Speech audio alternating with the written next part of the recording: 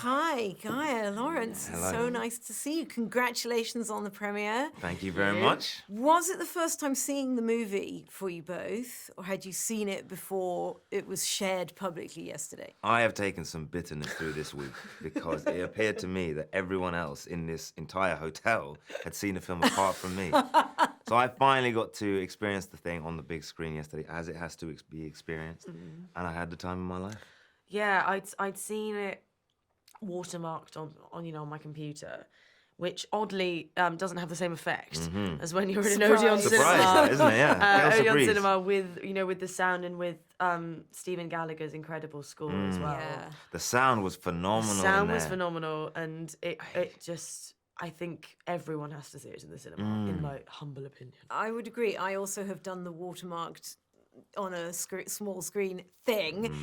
Seeing it like that told me I need to see it bigger. I Yeah. need to see the beautiful artwork. I need to experience the sound, the music, and Well, everyone kept saying to us how it seemed somehow this animated story seemed bigger Yeah, on the big screen than the original the trilogy. original. Yeah. And we couldn't quite figure out how they've achieved this. Not even Kenji knew the answer to this.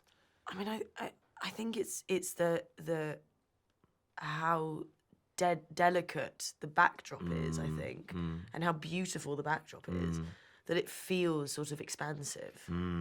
There is that artistry to it, right? Those backgrounds are like epic paintings. Absolutely. Every frame is a Yeah. painting. Yeah, it's stunning. And of course, it's a big action movie. Yeah. Horse riding, sword fighting, fist fights, etc. Did you do your own stunts? Well, Well, it's a nuanced answer. It this. is. Yeah. it is.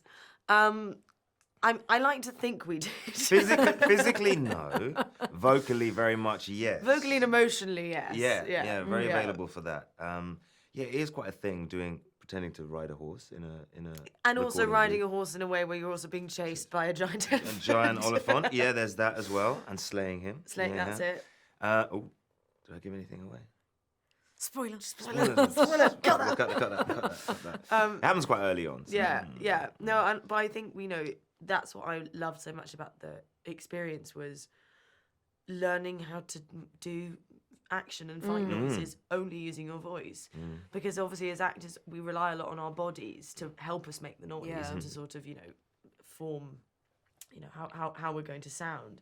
And with this you could move a bit, but if you moved any more than sort of half an inch, they'd also hear the rustling of your clothes and things like that. But there was one moment where I was moving and he went, "What are you doing?" And I was like, "Oh, I'm flicking my nail." I was doing that, which I do if I'm a bit nervous. And then he just went, "Can you not?" Not. I was like, Can you not do that, please? Oh, gorgeous sound engineer. But no, it was very, that was something that I'll take away and hopefully take into other projects, was sort of how much you really use your voice when it comes to sort of like action sequences. It's not necessarily just a physical thing at all.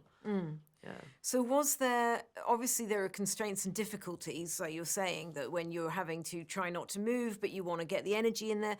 Was there anything liberating about that, about not having to rely on your own physicality and just work with the voice to create the character? That's a great question. I think so. Yeah, I think there is.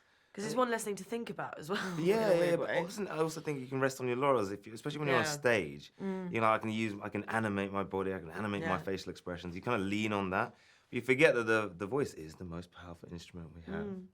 Take that one with you. And you forget that this thing can tell so much truth and so many dynamics and dimensions to your voice and what you can bring to your character through it. You're like, oh wow, let us exercise this solely.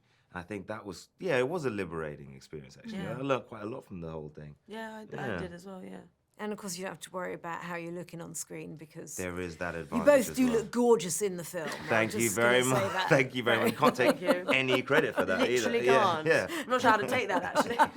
I had nothing to do with it, no. And so, obviously, we talked about the action, but you were talking about using your voices to find some truth in it.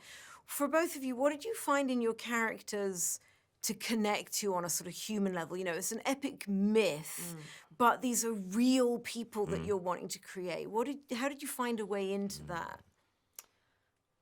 I mean, I think we both were so lucky with the script that we Indeed. were handed initially, because it was just so rich, and Phoebe and Artie and Philippa had mined and made a diamond out of sort of literally nothing, which is in Tolkien's work.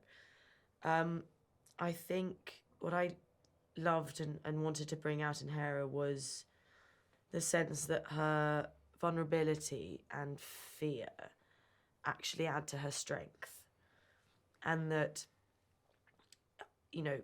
sort of carrying them and holding them and not being, being able to be vulnerable with it, meant that she remained a powerful woman and character throughout the film, but true to her morals and values and staying in the light. And I think especially, girls and women are told that sometimes, vulnerability is a weakness. And I think that she uses her vulnerability as a source of strength, which I really loved. They did so much mining for us, didn't they? Philippa, Artie, and Phoebe. That's a gift for an actor, because then there's so much in the script, so much depth to each character, that you don't have to mine too much, because there's already there. There's already truth that you can work with. And with Freyalaf, I just thought the guy gets knocked back a few times because of his duty and his sense of duty and honor, that he has to take it, he has to be patient. But in those moments, he still clings on to optimism and a hope.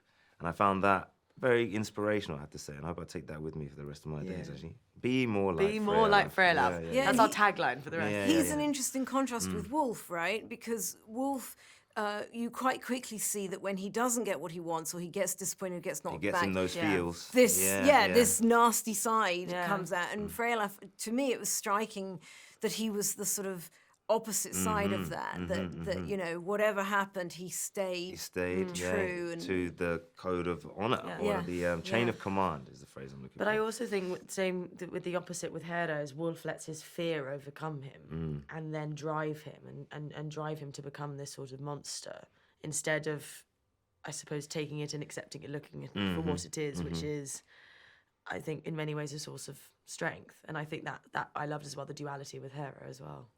Yeah.